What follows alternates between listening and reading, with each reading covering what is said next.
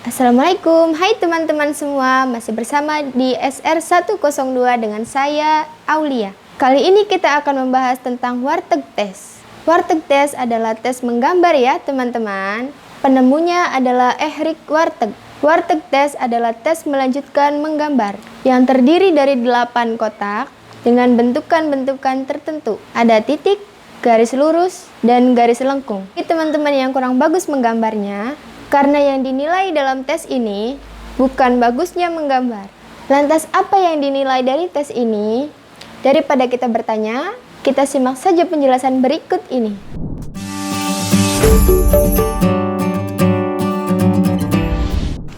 Warteg tes adalah tes tentang struktur kepribadian.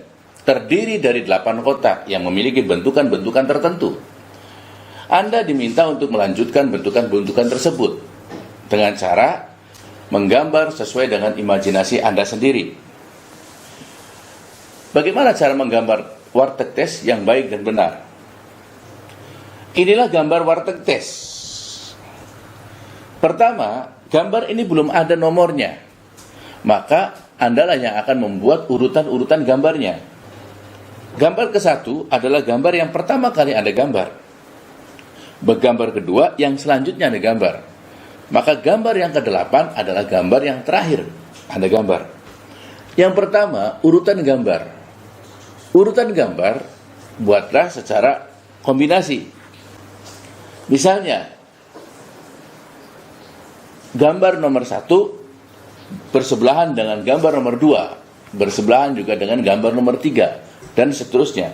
Jangan urutan menggambar dibuat konvensional, seperti ala kadarnya, seperti umumnya, yaitu dari kiri ke kanan dan dari kiri ke kanan.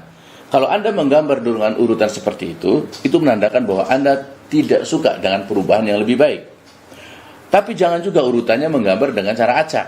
Apabila Anda menggambar dengan cara acak, maka konotasinya Anda termasuk orang yang susah diatur. Menggambarlah dengan kombinasi. Yang kedua, dalam struktur gambar ini ada 2 titik, yaitu pada bagian atas sebelah kiri dan pada bagian atas sebelah kanan. Yang satu titiknya kecil di tengah, yang satu titiknya berbentuk kotak. Nah, pada 2 titik ini gambarlah secara kondisional saja. Namun ada 3 gambar lagi, yaitu gambar garis lurus, dan ada 3 gambar lagi gambar garis lengkung. Pada garis lurus gambarlah benda mati, dan pada garis lengkung gambarlah makhluk hidup. Saya ulangi, pada garis lurus gambarlah benda mati, pada garis lengkung gambarlah makhluk hidup. Jangan terbalik. Apabila Anda menggambar terbalik, di mana garis lurus Anda menggambar makhluk hidup dan garis lengkung Anda menggambar benda mati, maka ada yang salah dengan kepribadian Anda. Kemudian, jangan terpaku untuk membaguskan gambar. Ingat, waktu menggambar ini sebentar. 8 gambar ini hanya waktunya 8 menit. Sehingga Anda jangan terpaku pada satu gambar saja atau membaguskan gambar. Karena ini bukan dinilai secara artistik, tapi dinilai secara diagnostik. Yaitu diagnosanya, bukan bagusnya gambar. Kemudian, gunakan satu goresan saat menggambar. Di mana-mana yang namanya gambar psikotes, tidak boleh gambar itu diulang. Cukup satu goresan saja. Dan selanjutnya, jangan sering menghapus. Apalagi sampai kotor. Karena apa? Menghapus gambar dan nampak sekali bekas hapusannya, ini membuat Anda gambarnya kena diskualifikasi. Baik, kita coba analisanya satu persatu. Yang pertama, yang titik ini tentang adaptasi lingkungan. Pada gambar ini menandakan apakah Anda bisa ditempatkan di mana saja, atau kapan saja, dan di posisi apa saja. Nah, pada gambar ini, Anda bisa menggambar makhluk hidup, juga bisa menggambar benda mati. Namun usahakan posisi titik ini tetap di tengah. Inilah contoh cara menggambarnya.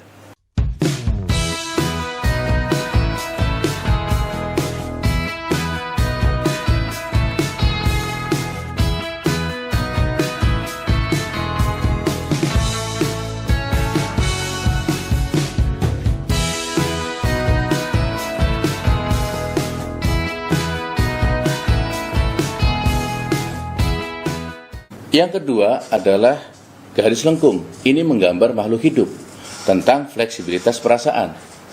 Anda diminta untuk menggambar makhluk hidup, baik tumbuhan, hewan, ataupun manusia, namun yang konotasinya menarik dan menyenangkan.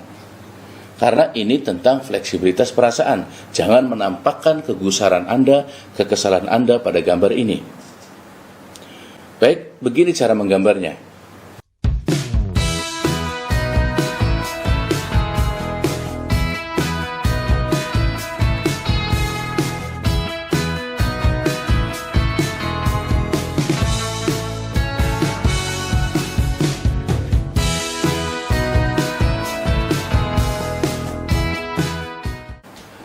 Yang ketiga, ini ada 3 garis berjajar.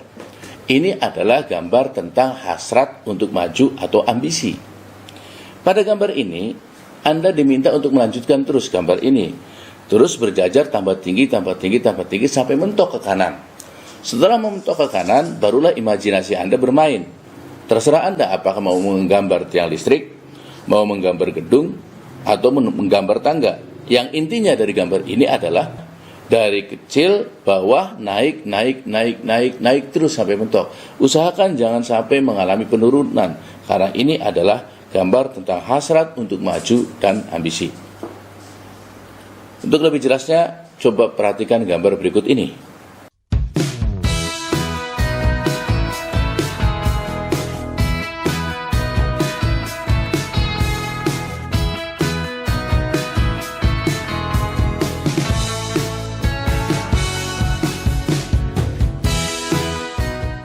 Yang keempat, ini adalah gambar titik, tapi berupa kotak.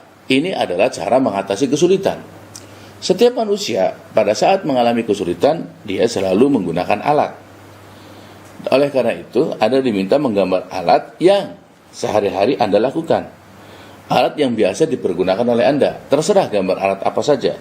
Yang penting gambar alat itu sangat familiar bagi Anda. Untuk lebih jelasnya, perhatikan gambar berikut ini.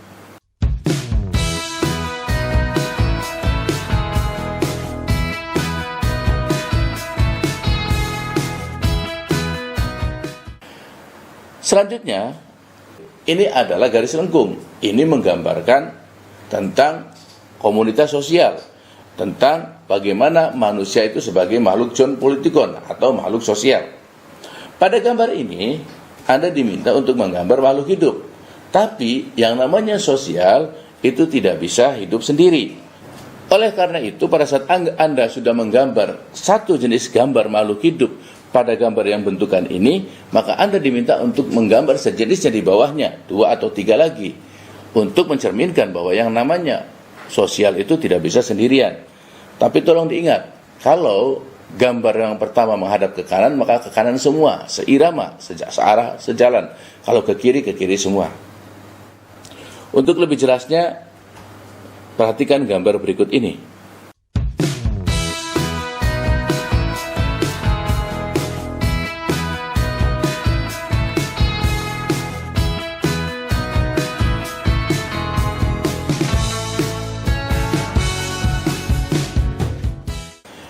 Yang selanjutnya adalah gambar titik-titik berupa lengkungan.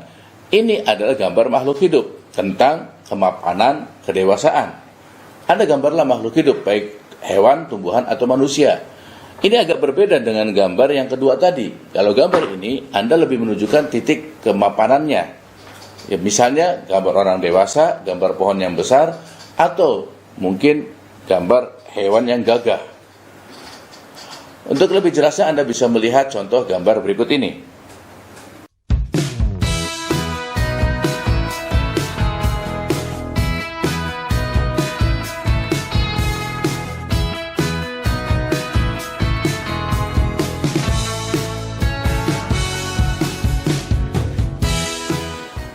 Selanjutnya, gambar garis vertikal dan garis horizontal. Pada gambar ini adalah tentang cara bagaimana kita berpikir. Garis horizontal menggambarkan tentang cara berpikir linear dan garis vertikal menggambarkan cara berpikir transendental. Dari sinilah kemudian kita bisa mengetahui antara kedua kombinasi gambar-gambar ini, yaitu garis vertikal dan garis horizontal. Terserah Anda mau menggambar apa saja, yang penting garis ini dipertemukan.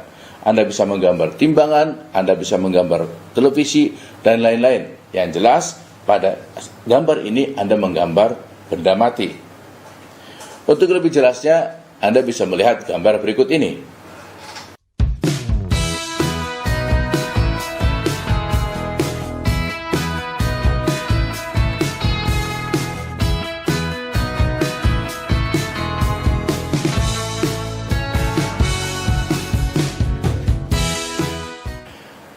Selanjutnya, ini ada garis diagonal 2. Namun garis diagonal ini tidak bertemu. Ini adalah tentang cara bertindak. Terserah Anda mau menggambar apa saja. Yang penting pertemukanlah kedua garis yang terpisah ini.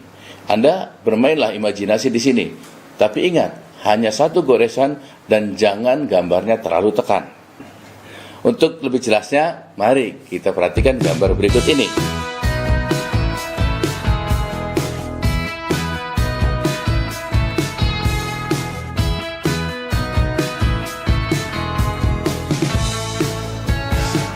Kemudian yang terakhir, Anda akan diminta untuk mengisi pertanyaan-pertanyaan. Mana saja gambar warteg ini yang Anda sukai? Dan mana saja gambar warteg ini yang tidak Anda sukai? Anda tinggal pilih, karena pada saat Anda menggambar, Anda menuliskan nomor-nomornya. Nah, nomor berapa Anda yang paling disukai? Nomor berapa gambar yang paling Anda sukai? Dan nomor berapa pula gambar Anda yang tidak Anda sukai? Nah, selanjutnya Anda juga akan ditanyakan mana gambar yang mudah dan mana gambar yang susah. Di situ pun harus ada jawab. Tapi tolong, jangan gambar yang susah dan yang mudah ini dalam satu gambar. Harus ada terdiri dari dua gambar.